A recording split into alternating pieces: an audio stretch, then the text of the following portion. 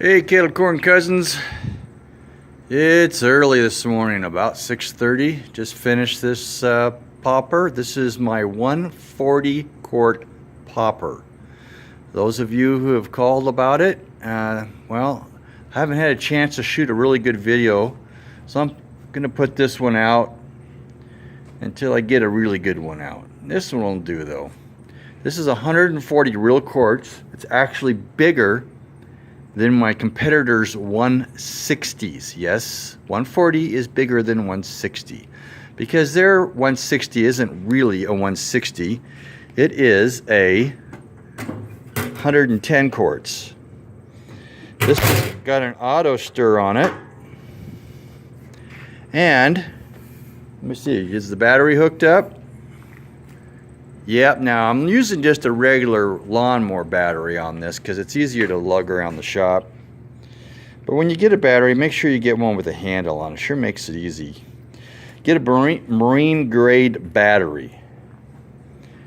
This customer is getting it with a 3-bin table, 1/2-inch holes with an optional 3/8 holes if you want it. And the auto stir, this is a new motor. You'll notice how this just towers over. It is huge, but it works. It's got a lot of torque. It's got some pretty massive gears in it, and I think we got ourselves a winning combination here. So let me turn this on for you. See what we got. Oh, I'll put the lid up, give you a little better light. And you'll notice my pull, instead of a toggle switch, there you go, that's 62 RPM. Now you'll notice the chains at the bottom. That actually helps stir the popcorn at the bottom of the bowl. Most auto stirs, the whip kind of just goes over the top of the kernels, at least the ones that, unless you're doing a huge batch, and even then it still goes over. So the chains are removable, but they do help the initial popping happen when you're actually starting to pop. Everything gets mixed. The 140 quart Supreme Kettle Corn Supplies model. Oh, and I think this is the very first video in my new shop. Those of you who've seen my shop in Port Angeles, it looks similar. I kept some things to it. But this is a new 4,000 square foot building. Still got my pictures and posters up though. There we go, people. The 140 quart popper. Whoop, I didn't put the lockers on. I'll hook this up with my feet. And I did that with one hand holding the camera. And the reason is, you see that right there? That spring system. I got a shield over it for the heat right now.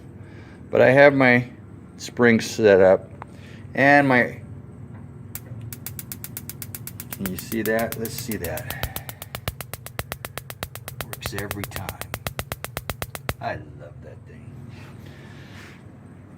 You'll notice that it has 2 safety stops. Looking pretty good. I'll do a little better video later, but I just want to give you a little look-see.